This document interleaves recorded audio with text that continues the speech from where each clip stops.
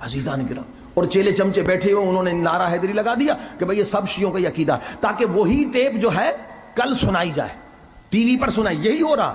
تیجانی صاحب کا 2 سال جو مناظرہ ہوا تو وہ جو سامنے ایک کویتی تھا وہابی اور دوسرا ایران کا ایک وہابی تھا، انہوں نے وہ ٹیپ چلا دیا۔ عزیزان گرامی خبردار ہو جائیے، اگر کوئی ایسا ذاکر غلط بات کہہ رہا ہے آپ اٹھ کے احتجاج کریں، ورنہ وہی ٹیپ کل جو ہے مناظرے میں ہمارے خلاف استعمال ہوگی کہ دیکھو یہ شیعوں کا مولوی ہے، بلکہ اس سے بھی خطرناک کبھی مسجد میں آ جاتے ہیں شیعوں کو بدنام کرنے کے لیے۔ ایک نے بتایا کہ یہ نماز پڑھ رہا تھا ایک نصیری، اور وہ رکوع میں کر رہا ہے علی علی علی علی علی، تاکہ دوسروں کو ثبوت ملے کہ یہ شیعہ جو علی کو سجدہ کرتے۔ یہ دشمن ہے، امریکہ کے ایجنٹ ہے۔ حسین بیان کرتے ہیں نا، مقصد حسین کیا تھا؟ اشہد انک قد اقمت الصلاۃ وآتیت الزکاۃ وامرت بالمعروف ونہیت عن المنکر۔ ہر زیارت میں لکھا ہوا ہے مولا آپ سب کو مولا حسین کی زیارت نصیب کرے۔ زری کے سامنے بھی آپ یہی کہیں گے، مولا آپ کا مقصد یہ تھا نماز قائم ہو جائے، زکوٰۃ قائم ہو جائے، امر بالمعروف قائم ہو جائے، نہی عن المنکر۔ یہ جو بھی علماء مقصد حسین بیان کرتے ہیں نا، امر بالمعروف کرتے ہیں، کہتے ہیں یہ وہابی ہے، تاکہ لوگ امر بالمعروف سنیں ہی نہیں۔ توجہ فرمائے، یہ وہابی ہے، یہ آزاداری کا دشمن ہے، جبکہ کوئی شیعہ آزاداری کا دشمن ہو ہی نہیں سکتا۔ کوئی شیعہ اگر شیعہ حقیقی ہے تو عزیزان گرامی کبھی بھی وہابی عقائد کو قبول نہیں کر سکتا۔ دوسری ان کی پہچان یہ ہے کہ جتنے علماء امر بالمعروف کرتے ہیں ان کے خلاف یہ پروپیگنڈا میں مشغول ہیں۔ اور تیسری پہچان یہ ہے کہ ہمارے مراجع، ہمارے علماء پہ یہ تبرہ کرتے ہیں۔ آیت اللہ خامنئی سید ہے، عالم ہے، رہبر ہے، اس پہ تبرہ۔ امام خمینی مرحوم، اس پہ تبرہ۔ یہ صدام کے ایجنٹ ہیں، یہ امریکہ کے ایجنٹ ہیں، ہمارے مراجع پر یہ تبرہ کرتے ہیں۔ عزیزان گرامی ان کو پہچاننے کی ضرورت ہے، یہ ہمارے اندر گھسے ہوئے ہیں اور یہی سپاہ صحابہ کے بنانے والے ہیں۔ ٹھیک، ان کی یہ پہچان۔ اور چوتھی پہچان یہ ہے کہ یہ فقہ امام صادق کے دشمن، فقہ امام صادق کے دشمن۔ مثلا کھارا در میں کسی نے توضیح المسائل سے فقہ امام صادق علیہ السلام پڑھانا شروع کیا، اس کی مخالفت کی۔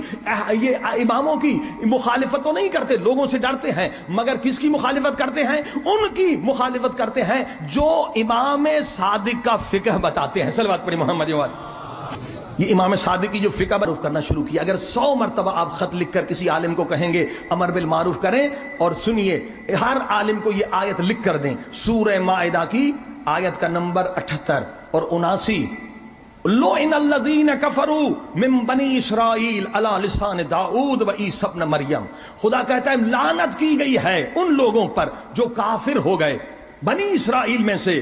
عیسیٰ نے نبی نے بھی لعنت کی ہے، داؤد پر بھی۔ کیوں؟ داؤد نبی نے بھی لعنت کی، 2 نبیوں نے ان لوگوں پر لعنت کیوں کی ہے؟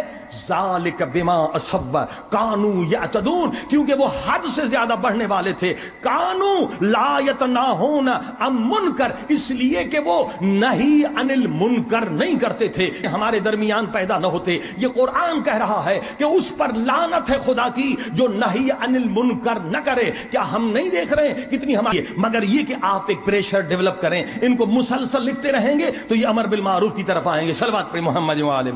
عزیزان کرام، لہذا لوگ آئیں، پی ایچ ڈی کریں، جو انگلش اچھی جانتے ہیں، کمپیوٹر اچھا جانتے ہیں، آئیں عالم دین بنیں۔ ایک گمراہ انسان کو بھی آپ نے ہدایت دی تو اللہ کے رسول کہتے ہیں پوری کائنات کے خزانوں سے افضل ہے۔ آئیے دین کا علم حاصل کریے۔ ہمارے ہاں علماء کی کمی ہے، اور علماء ہوں، پوری دنیا میں آج علماء کی مانگ ہے، خصوصاً انگریزی جاننے والے، تو آپ اس طرح سے دنیا میں تبلیغ کر سکتے ہیں۔ سلواتی سے، کیونکہ بہار الانوار جو ہماری کتاب علامہ مجلسی نے لکھی ہے وہ 100 جلدوں سے بھی زیادہ ہے۔ علامہ مجلسی نے کہا میں گاؤں گیا، میں نے صرف حدیثوں کو جمع کیا ہے، میں نے یہ تحقیق نہیں کی ہے کہ اس میں حدیثیں کتنی جھوٹی ہیں اور کتنی غلط ہیں، کتنی ضعیف ہیں۔ یہ آنے والے علماء کا کام ہے۔ صلوات پڑھی محمد وآلہ۔ یعنی اتنا اہم مسئلہ ہے علم حدیث کے لیے۔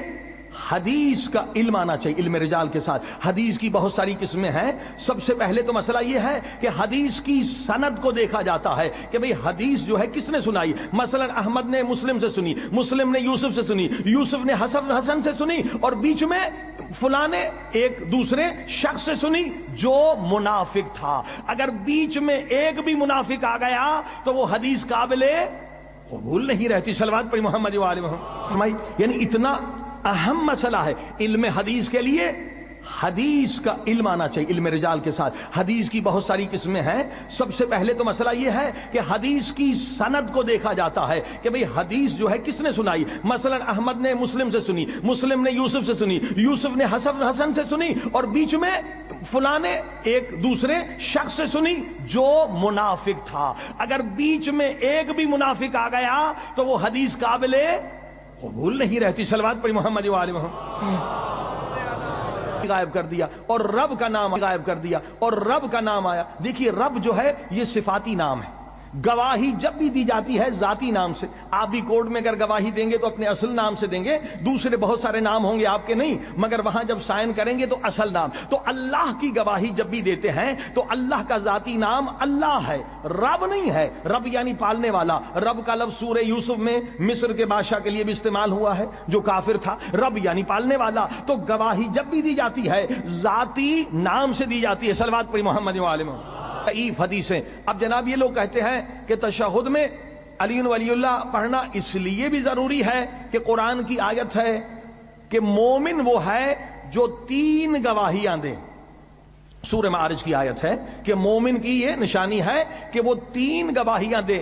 اگر آپ نے مولا علی کی ولایت کی گواہی نہیں دی تو آپ جو ہے مومن بھی نہیں ہیں، آپ نے صرف 2 گواہیاں دی۔ عزیزان گرامی، ہم 2 گواہیاں نہیں دیتے بلکہ ہم بھی 3 سے زیادہ گواہی دیتے ہیں۔ ذرا غور سے سنیں ہماری کیا گواہی ہے۔ پہلی گواہی ہے اشہد ان لا الہ الا اللہ، یہ اللہ کی الوہیت خدائی کا گواہ ہم نے گواہی دی، اے میرے مالک تیرے سوا کوئی بھی رب نہیں ہے۔ چلیے ہم نے اللہ کی الوہیت کی گواہی دی، اسے خدا مانا، مگر خدا ہم ہی تو نہیں مانتے، عیسائی بھی مانتے ہیں، مگر ان کے ہاں ہولی ٹرینٹی ہے، ان کے ہاں تثلیث ہے، ان کے ہاں شرک ہے۔ ہم نے دوسری گواہی دی، ہم عیسائیوں کی طرح نہیں مانتے، ہم یہودیوں کی طرح نہیں مانتے، وحدہ لا شریک لہ، یہ دوسری گواہی ہے۔ پروردگار ہم تجھے ایسے مانتے ہیں کہ تیرا کوئی شریک نہیں ہے، یہ دوسری گواہی۔ اب تیسری گواہی وہ اشہد ان محمدً عبدہ، ہم گواہی دیتے ہیں آپ اللہ کے عبد ہیں، یہ تیسری گواہی۔ ورسول،